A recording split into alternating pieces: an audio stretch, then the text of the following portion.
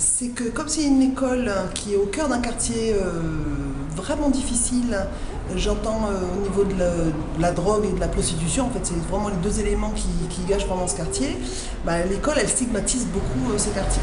Du coup, quand on peut avoir le choix et qu'en plus c'est pas notre secteur, ben, on préfère être dans un quartier voilà, où il n'y a ni drogue, ni prostitution. Le quartier de la Goutte d'Or, même si c'est beaucoup rénové ces dernières années, je crois qu'il y a quand même aujourd'hui une population à 80%, j'ai envie de dire même 90% d'origine africaine.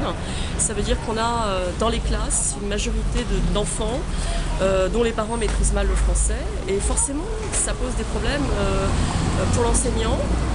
Pour harmoniser, pour d'une, quand même suivre les programmes fixés par le ministère qui sont à ce niveau ardu. Il y a des exigences, on le sait, dès l'école primaire.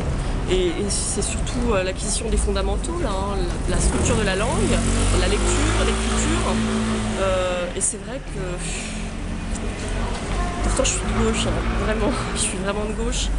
Mais j'aurais du mal à scolariser mon enfant dans une classe peuplée à 80% d'enfants qui parlent pas à la maison la langue maternelle n'est pas le français. Ça me pose vraiment un problème.